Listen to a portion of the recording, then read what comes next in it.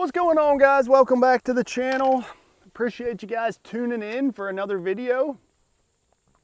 We're out here doing a little fun fishing here today, doing a little frog fishing in the fall, and I wanted to bring you guys a few tips on things to look for when you're throwing a frog in the fall. But before we get to that, like I said, I appreciate you guys tuning in. If you're new to the channel, make sure you hit that subscribe button. You know, we're really trying to grow the channel, pump out a bunch of great videos right now, so we don't want you to miss out on any future videos. Always appreciate all you guys liking and commenting and everything. It really helps the channel grow, so please continue to do that.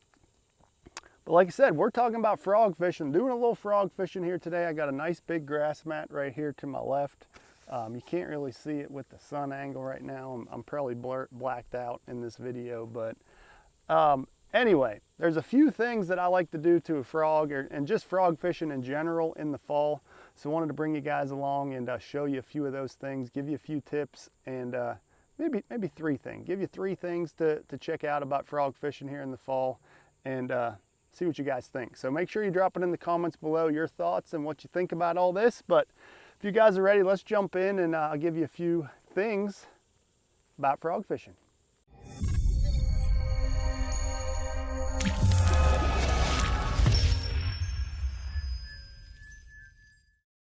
Okay, so really, to start, there's a few things. So number one's gonna be frog modification. So like really some things I like to do to my frog that, make it act a little bit different.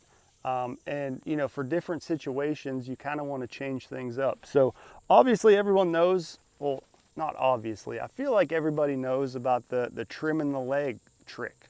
So if you trim one of these legs, now this is going to be for more open water fishing as well. If you're in a big heavy mat, this doesn't really matter as much. But if you trim one of these legs, about an inch or so shorter than the other leg, it helps this bait walk the dog a lot easier because there's less resistance on one side or the other. So that's going to help you walk the dog a lot more when one of the legs is shorter than the other. So that kind of helps you walk this bait in that more sparse open grass. Now if you get in a big heavy mat, real thick mat with cheese, that grass is kind of matted over, it doesn't really matter what you do with the legs because he's just kind of hopping along and just kind of making a trail and just putting pressure down in that mat, and that's what those fish are using to find at. So whenever I come into that situation, that's when I like to do this right here. So this is a nail weight. So this is an Epic tungsten nail weight, and I actually like to add it to the inside of the frog. So this is going to do two things. So whenever you slide him in there, let's get him all the way in so I can show you.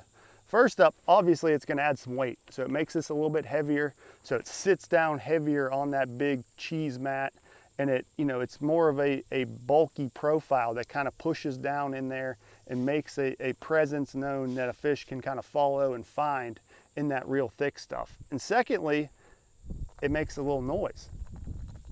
So hopefully you can hear that, but it adds a little rattle to it. So it makes a little noise, and it's just, if you're fishing him in more open water now, or if you're walking him around, hopping him along, it's making that rattling sound. So it's another way to attract those fish up into the frog. Now the last thing I got for modification side of things is changing out the hook. So I think I got some right here. Yeah, we do. There they are. Always keep some of these in the boat in frog season, and that is the Trocar frog hook. So anytime you can upgrade your hook, upgrade your chances at catching that fish. Frog fishing can be frustrating because a lot of times those fish will just swirl at the bait, and it's, the hookup ratio is not the best. So adding a better hook to whatever frog you're throwing can do that. So it's really simple. I mean, I probably should have started from the beginning, but you just, when he is loaded up in there, all you do is you take your hook and pull him through. Now I will say, make sure that you're rigged up. You got your line tied when you're doing this. Otherwise, it'll be a pain in the butt trying to get this back through the frog. So always like to make sure you're rigged up on there. But now, I always like to match the size. I feel like this one's probably about the 3/0. You don't want to get a hook that's a lot longer than the stock hook because it just won't fit the frog properly. Can we get him out of there? Nope. We need the 4-aught. Okay. So now, I mean, this is really simple. It's just a swivel that slides down this hook. So you open him up a little bit, slide him down, off just like that. Slide up on the new hook. Slide him up in there. Come on, there we go. Locked in there like that. And now slide that back up on your frog. So now we have just upgraded our frog hook. And now this is something that you could bring life to an old frog. You know, if you had a frog that you've used for a while and, you know, maybe the hooks are getting a little bit dull, or, you know, maybe even you cut the hook off for practice in a tournament or something like that. Now you can really easily change out the hook, get you a better high quality trocar hook in there, and now you know that point right there is super sharp, and if any sort of that fish's mouth catches on there, it's going to get hooked in his face. So I always like to do that and just, you know, put another layer of protection and just add another piece to the puzzle that puts the odds in your favor. So adding a good trocar frog hook to your frog is a great way to do that. So that's number one, frog modification. Those are a few things I like to do. So number two, kind of more so about fishing the frog. You know, it's frog fishing is very, very fickle. These fish are super spooky. They're up there shallow water in the grass, so being really quiet is super important. So I always like to try and turn all the electronics off in my boat, make sure your trolling motor's down on a real low speed, or even push pull into a real shallow area if you're trying to get in there. Just because your trolling motor grinding on that grass and stirring up mud on the bottom is very noisy, and it could spook those fish. So being very stealthy is super important in frog fishing.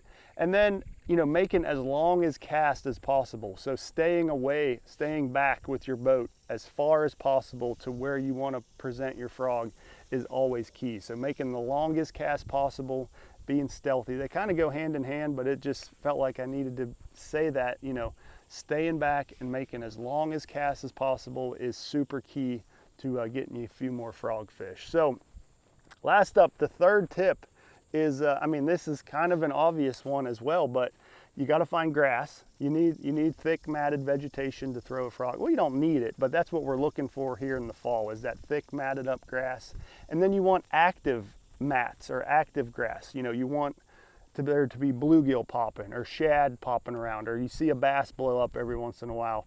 And those are, you know, super obvious things, but it really needs to be said. You know, if you're throwing a frog over a grass mat that looks perfect to you, but there's no activity, there's no bait fish, there's no bluegill, there's probably not any bass under there. So you're just kind of wasting your time throwing your frog over there. So you always want to look for signs of life, activity, and you know, always want it to be that good, green, healthy looking grass. Now it can have cheese on top, and that's essentially where the mat has matted over as the water level drops, and it's kind of starting to decay on the surface, but underneath there it's nice green healthy grass that, you know, the whole ecosystem is using. So like I said, that's kind of an obvious one, but you always want to make sure there's fish around when you're throwing your frog. So appreciate you guys tuning in this video. Hopefully you learned something about frog fishing. I'm curious your guys' thoughts, so drop them in the comments below. If you got anything to add, maybe help me out, make sure you drop them in the comments below as always. But